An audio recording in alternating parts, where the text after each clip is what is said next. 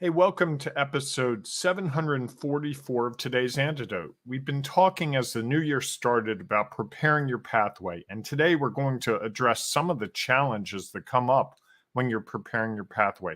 It should be a real good discussion. I'm looking forward to it. Hopefully, you are too. All that and more coming up on today's Antidote. Stay tuned for today's Antidote, brought to you by the Renegade Success Network. Today's Antidote features a healthy dose of thought-provoking insights and information for business owners, entrepreneurs, leaders, and nonprofit professionals. Each day since March of 2020, this program has offered that one thing to help you continue on your own unique pathway to success. And now, Renegades, we bring you Bob Graham and Tom Brush. Sorry, Tom. I was having a little technical difficulties there. That's okay. Good morning. How are you, Bob? I'm much better today than I was yesterday. I was a little under the weather yesterday. I'm glad that you're feeling better today. Thank you. Yes, it's much better to feel better. I'm not a good patient. No, I'm not very patient with myself when I'm not feeling well. Fair enough. It's hard to be a good patient. Yes, although now I face the problem because it was COVID that I've been dealing with, that I can't really be around people for a couple more days, and I'm feeling good enough now to be around people, and I can't be around people, which is doubly frustrating because you know me, I'm a people person. You are a people person. A man of the people. Yes. As I prepare my pathway, it must involve people. So it's going to be a tough couple days. Anybody who would invite themselves to anyone's holiday party, doesn't matter who, doesn't matter where or when, is a person of the people. There's no doubt. Did you get a lot of invitations for that? I did not. No. Can't imagine why. I don't understand myself. I forgot I did just that. Weren't having parties. It was just too much. Yeah, maybe it was just, it was late notice, and you don't want to throw off the dinner tables. Right. Correct. Yes. And do you put me at the kids' table or the adult table? It's a tough choice. Okay, it's an easy choice. All right, everyone. Good morning and welcome to today's Antidote, our daily broadcast and podcast. Each morning, Bob and I have a conversation around the week's topic. This week's topic, as Bob mentioned, is pathway preparations. I think is a topic that is topical for this time of year. Couldn't quite figure out how to say that. It's topical for this time of year. And today we're going to discuss the challenges. We had some conversations about the benefits, and we also talked a little bit about what it is. So if you're not quite sure what we're discussing about when we talk about pathway preparations, it might be worthwhile to go back and look at episode 742, which was Monday, which we talked a little bit about what it is. It might help shed some light on what we're going to have before we have this conversation today.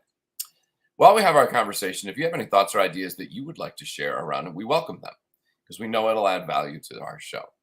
You can just post them in the comments of whatever social media you happen to be following us on, whether that is Facebook, Instagram, Twitter, YouTube, or LinkedIn Live, baby. And Tom, I think that's going to get changed in a couple weeks, right?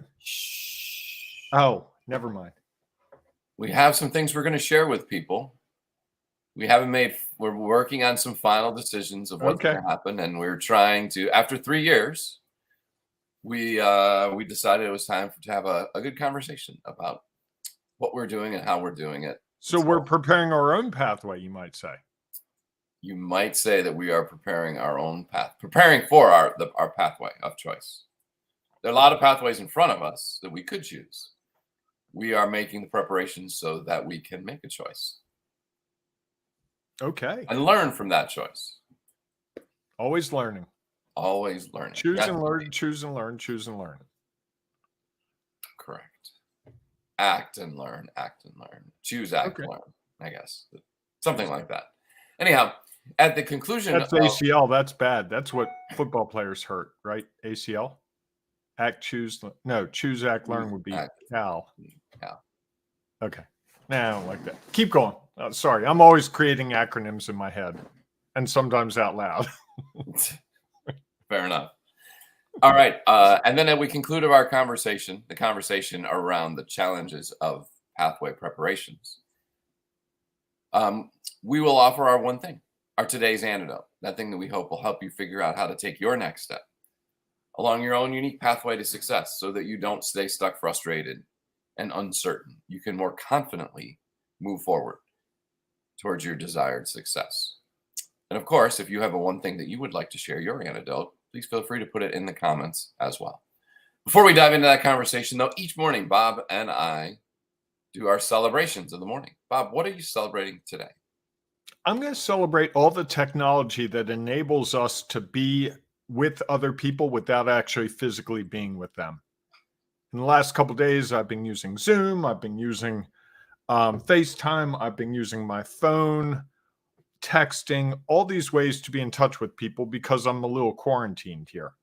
And so I think we take it for granted that we can be in touch with people very easily, but it's really a powerful tool that can overcome some of the isolation that I think we can feel from time to time, especially at this time of year where presumably it's going to get cold and days are short, and we can get in our heads a little more than usual, some of us. How many times do you think that's been a celebration of people in the last 3 years? I don't know, because I think we just assume it to be the case, right? I don't know. We take the time to really think about the fact that I can do meetings that normally I would have had to be in person with. I can do meetings over the phone. I can do it over Zoom. I can do it over FaceTime. I can do it over Microsoft Teams. I can do a lot of stuff by text. Okay. We fully embraced it. Remember when we first started the pandemic and it was like, you get 4 people on a Zoom call and it'd be like, wait, I don't know how to unmute myself. Oh, now if someone does it, it's just funny. Yes, I think we discovered it. Many people, Mhm. some people had already discovered it. Many people were now starting to discover the value of and opportunities and the way technology helps bring us together in these. So maybe you are just being reminded of Could be. that, given your current state, because you were able to go out and see people and have meetings and do whatever, and then now you're not. Right. And Tom, Steven joins us from LinkedIn Live Baby. So he says he likes the phone better than video. So interesting. I'm a big fan of video, gotta say. I like seeing faces. You and I do 98% of what we do by video. Sure. We had I like a video. lovely meeting last night over Facebook Messenger video. Correct. Yeah. A lot of ways to connect and engage. That is for certain, if you choose to leverage it. Yes. So what's your celebration today? So my celebration is that we took a step at the end of the year, last year, to help prepare for a new pathway. We, you, and me, or we, you, and someone else? You and me. You and I. Oh, okay. Yes. And I think when you do things like that, you hope that there is a return on the investment for what you're doing. And I think that we're starting to begin to see the beginning stages of the value of choosing someone else who has traveled a pathway before us to provide and share some light onto that. And I think that it's just it's something that I wanted to celebrate today, because I think that it's helping us differently prepare for the pathway that we want to choose this year. And so I think that is something that is it was an action that we took that I want to celebrate. Nice. I would agree. It's our meeting with the person that we're working with yesterday was very insightful. Yes, I would agree as well. So lots more to come on all of that we'll share with you soon and provide more detail about that. And obviously, if you wanted to ask us a question, you're happy to reach out and we can have a one-on-one conversation about what that might look like. And yet we won't make any announcements, maybe a little bit later this week. All righty. So let's dive into pathway preparations, the challenges. You want to kick us off today, Bob? First, I'm trying to figure out who. We have another comment, Tom. Can you put it up, and hopefully I can figure out from whom it. I think it's from Gene. There you go. It is Gene. Right there. It says it. Zoom has helped me a lot with talking to people I otherwise would never have met and talking to strangers about my business. That comes from Gene of Gene Born of Born to Travel. My favorite name ever for a business. Ever? I love it. Born to Travel, just every time. More than Bigger Pie Strategies? I gotta say yes. More than Renegade Success Network? Yes. Okay. I'm a big fan of that name. Even in my book, The Renegade Way. Whoa. Yeah. There it is. A lovely, you can get your copy today. I mentioned how I love that name. Excellent. All right. And I'm not just sucking up to Jean so she'll give me a free trip. That's not what I'm doing at all. Well, maybe a little. Maybe a little. But she'd send me on a cruise, and we know how I feel about going out in the 7 seas. Or a river. Or a river cruise. That's right. She brought me the idea of a river cruise, which opens all new possibilities. There you go. All right. Did you talk about the challenges? We didn't get there yet. You want to talk about the challenges? Pathway preparation? The best introduction ever. Did we talk about this already? I'd love to talk about the preparation for the pathway and the challenges. Okay. I think the first challenge, and this is probably the biggest, is in preparing a pathway, you have to start to make decisions. And so you run the risk at that point, as you and I have been going through in the last couple of weeks. We are looking at retooling some things, changing some things, and that means we're making choices. And when you make choices, you run the risk of being wrong. You run the risk of not accomplishing what you set out to do. I know I used the word wrong. I knew it was going to get you. I thought I would get in there while you were drinking and see if I could get you, do a little spit take, but not so lucky. But we run in our minds, we run that playbook of, oh, what if I choose the wrong thing? What if I narrow this? What if I select that and that's not the best choice? What if this goes in a different direction than I'm prepared for? What if this gets too big for me to manage? All those things run through our head. And I don't know about you, but they're running through my head yesterday and the last couple of days as we've been playing with some things like, whoa, what if? And that what if game can really be powerful because it can slow us down, it can stop us, and it can make us, rather than prepare for what's possible, realize how comfortable we are with what we have right now. And that, not changing anything ever in many ways would be the easiest way to go through the day because I lived this day yesterday. I know what to expect. I know what's coming at me for the most part. And I can manage it. Today, if we change one variable, what if we did this program at 7 p.m., not 7 a.m.? Oh, man, we might have 100 people commenting. How are we going to manage all those comments? We may have no one paying attention.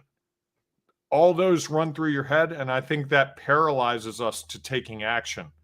So I think that's the biggest challenge. I think the second biggest challenge is the feedback that we get from other people as we're discussing making changes. As we're preparing that pathway, and you mentioned to your friend, hey, I'm going to do this thing. And they go, oh, I've talked to so many people. That's a bad idea. Oh, I wouldn't do that. Oh, that's amazing. Oh, that's a great idea. And we tend to, I don't know about you, but for me, I often weigh the outside feedback as 2 points for every point of what I think of, sometimes 3 or 4 points. That's and awesome. I think, okay, 12 to 50. All right, 173 points. At least I'm aware of it. But that can be that can paralyze us yet again because it's like, well, 3 people told me this was a bad idea. I can't do it.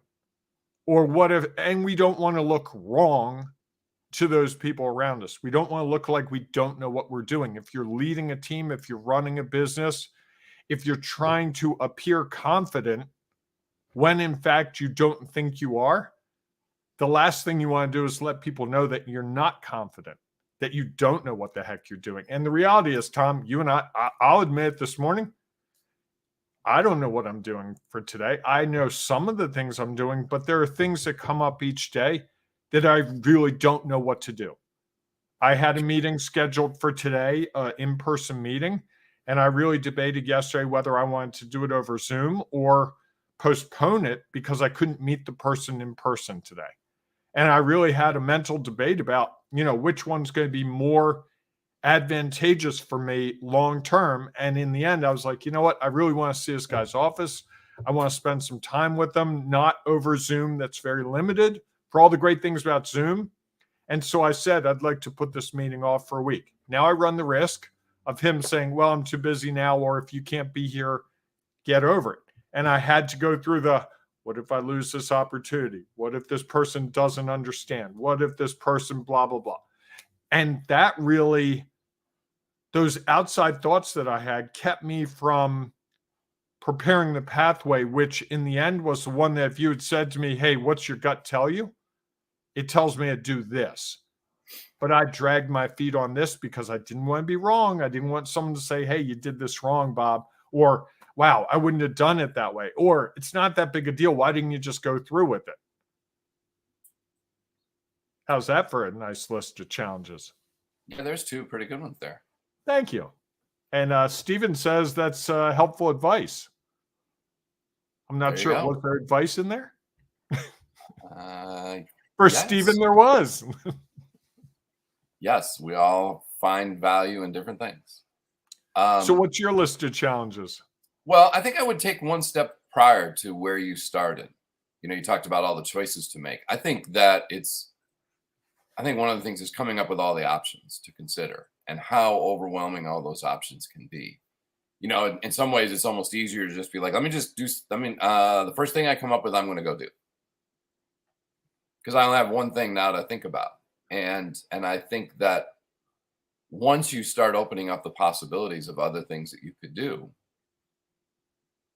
you start to see how many of them could have value, different, and they could have value. I would go back to our conversation yesterday as we were talking about things. I could see the value of all these other things, and then got to the point that I think you were starting to think about is, okay, now how am I going to choose?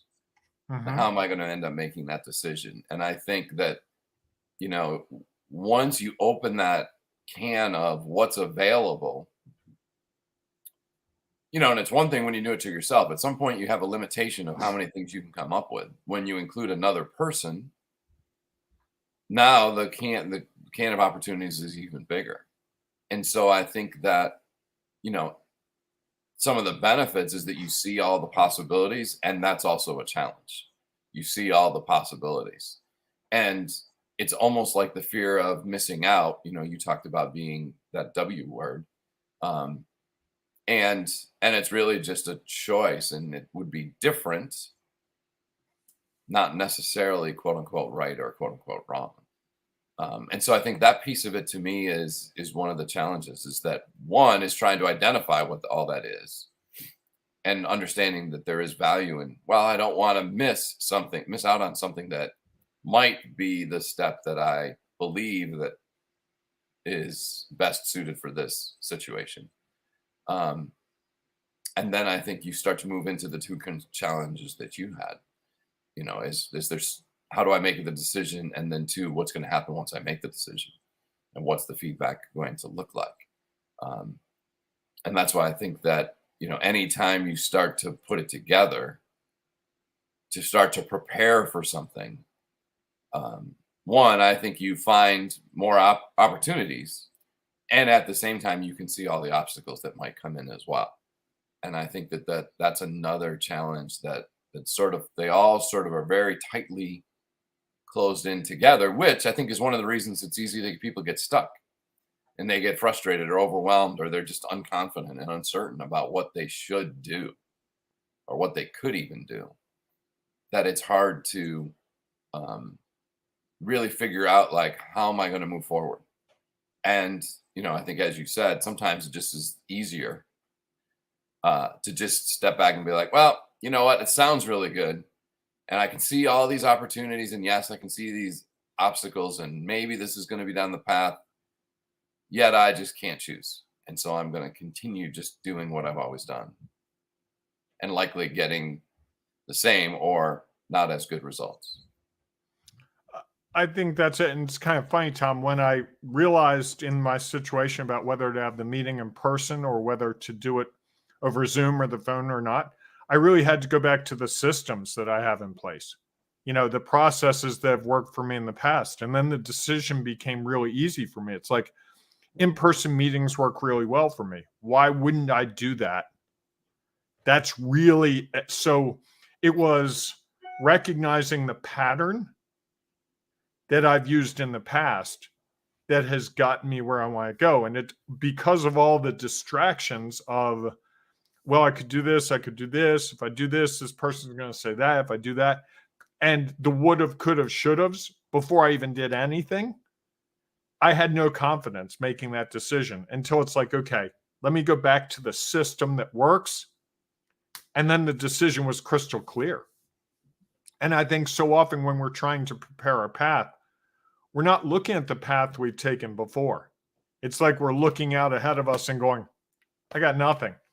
I don't know which way to go. Yet, if you've been walking towards a mountain for the last 5 miles and it's getting closer, you kind of know which direction to go in. At that point, it'd be kind of silly to turn around and go completely the other way. Unless but you so gain new often, I think knowledge. we do that. Well, and I think that's the challenge, right? Is that when we take the time to draw on our past experiences, it Mm-hmm. provides us with a potential pathway. Mm-hmm. And yet, if we don't ever open ourselves up to other options, we may miss something that somebody else has discovered that we weren't aware of. You might be walking towards that mountain and it looks like it's getting closer, and in reality, it's not. And if someone said, hey, you know what, there's a shortcut over here. If you go this way, you actually get to the mountain quicker. It's not as winding. Yes, it looks closer. Yet as you get there, there's a river in the way. And you've got to take this long route around the river to get there. So I think that, to me, that's the benefit of making sure that we learn from everything that we do, so that we can understand some of what are those things that have worked in the past and that we may go back to, while also being open to what are the other things that are out there. And I think sometimes, especially, this is one of the challenges of having success, is you get caught in, well, what I'm doing is working. And so that means it must be quote unquote right. Or the only way. Right. And so I just continue down that pathway and why would I want to open myself up to other opportunities? This is the pathway that has led us to great results. Don't mess up a good thing. Yes. Right? Until the good thing is no longer as good a thing as it was, because everything else has changed. Again, you go back to we talked about these organizations before. The Blockbusters, Kodaks thought they had, things were working out pretty well for both of those. And until they weren't, until something else changed and they chose not to understand those other options. How about Kodak, who thought that, people would always want to send their film off, or, oh, isn't it great that you can take a picture and it'll come out of the camera and you can have the picture right away. You don't need to send it in. Shake it like a Polaroid picture, I believe the song says. There you go. There's a trend again. Hey, Tom, I'm going to jump in with some comments. We got a lot of comments flying here. Michael joining us said, well said, a couple of minutes ago. He also said, watching a compass in darkness, sometimes you have to believe what's in front of you. Sometimes you do, no doubt. And Steven says, excellent points, and adds in, if it ain't broke, don't fix it. But I think the problem we see a lot is if you don't tweak it, the world changes. The situation that makes something work right now may not be the situation in a day or week. Look at 3 years ago when you could have meetings very freely. And now I've had to cancel 3 meetings because of COVID and dealing with that. So things do change. Well, that's the thing. One of the things I said, one of the things that I've said before, typically about results that maybe we got that we didn't, that didn't meet our expectations. Time changes results, Hmm.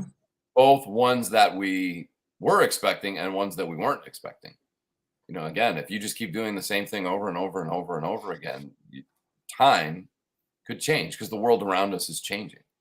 And, with all of that change, not that you have to always try to fix it. And I think that it's good to be aware of fixes that others are taking and how might we leverage what we have differently to adjust to the change that is happening around us. And Which so is the process you and I are going through right now. Yes, You know, absolutely. what's And working and how can we enhance it?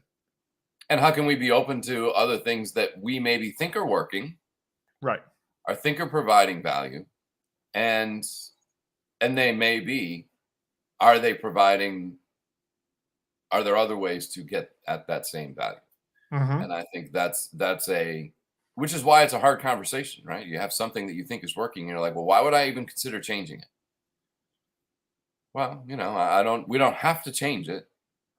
I think though it's always good to open up to those options so that we can at least consider, is this something that we might want to change? You and I have been having the same discussion about the same topic for now 2.5 years. Yes. No, so it's Yeah. not like we're, not we've debated changing some things and we put it off and we've said we should and shouldn't and gone back and forth. And now we're kind of at the crossroads where it's like it's time to make some changes. Time to consider them. Absolutely.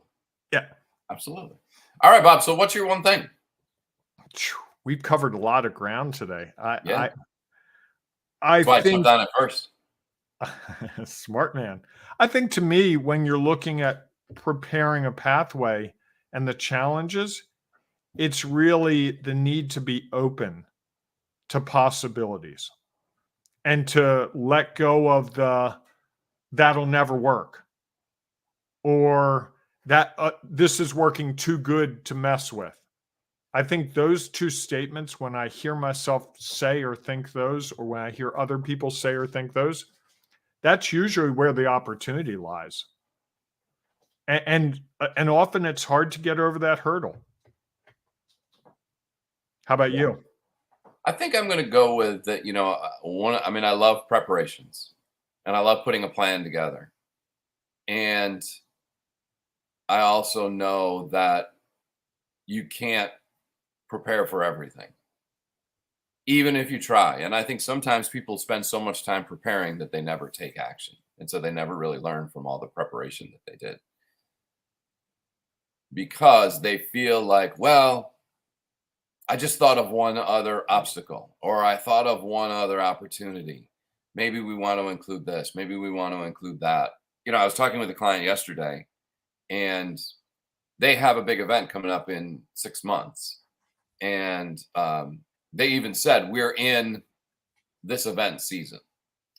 And the other day, they were meeting with a person who kind of runs this program, this event. And the person had this idea. It's like, hey, I was thinking about this that we could incorporate in to the program. And, fortunately, my client was asking the appropriate questions of like, okay, well, who's going to do that? And we're in the middle of this. How are we going to add this in now? And I just think that once you're in the middle of it, yeah, you could always take on more things, except how is it going to get done? And usually we aren't thinking about what are we going to get rid of if we add something in, because it's not like our time is any different. They're going to do a lot of the exact same things they had to do last year without this new concept. How is that going to be incorporated into what we're doing? And as good of an idea as it sounded, they appropriately said, well, maybe this is something we think about when we're in our planning stages for next year, not in our actual action stages for this year. And I just thought that was a very insightful conversation. Something I talk to people a lot about is find a jar, put the idea in a jar. And when the event's over and you're starting to think about next year and putting your plan together, consider it. Doesn't mean you have to do it. Doesn't mean it might not seem as good an idea 6 months from now as it seems today.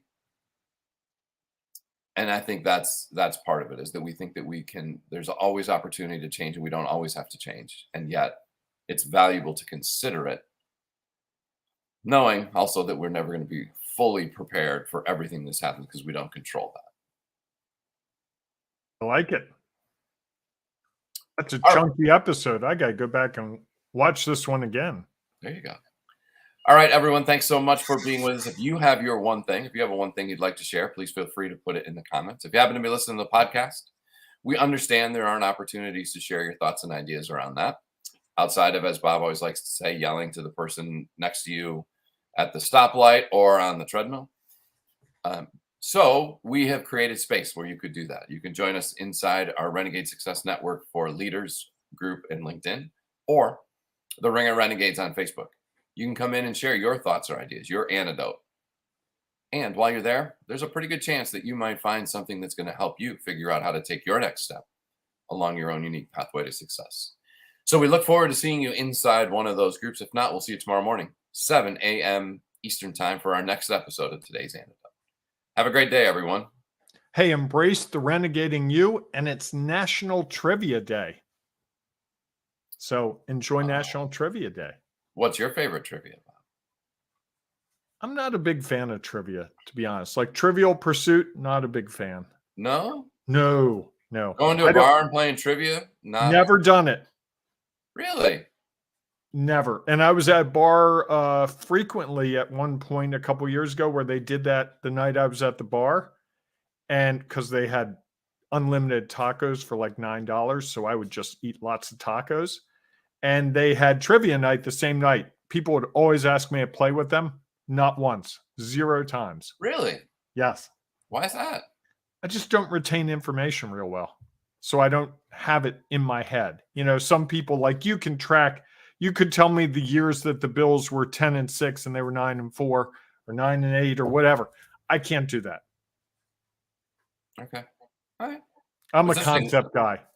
We had a trivia game. One of my kids got it for Christmas. That was about the generations. Yeah, you were telling us. I tell you that about that? Yeah. It was interesting. Yeah, there were those boomers. TV and movie. was not my topic. Those boomers. All right, everybody. As you ostracize a third of our audience.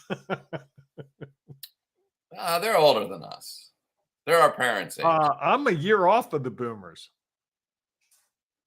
I was born in 65, and the boomers kind of ended 64, 65, depending on who you ask. And when did they start? 45, 50, I think. Yeah, so you're on the fringe and a long way away from those who were at the start of the boomer age. Yes. So you're not a boomer. Okay. Thank you. You make me feel young today. I needed that. All right, everybody, go out and make it a great day. We'll see you soon. Thanks for listening to today's Antidote, powered by the Renegade Success Network. The Renegade Success Network helps you confidently create your own unique pathway to success. To learn more about the Renegade Success Network and how you can take your next step, follow us on Twitter, connect on LinkedIn, or join the Ring of Renegades Facebook group. For full details on how you can join our community, go to renegadesuccessnetwork.com. Embrace the renegade in you.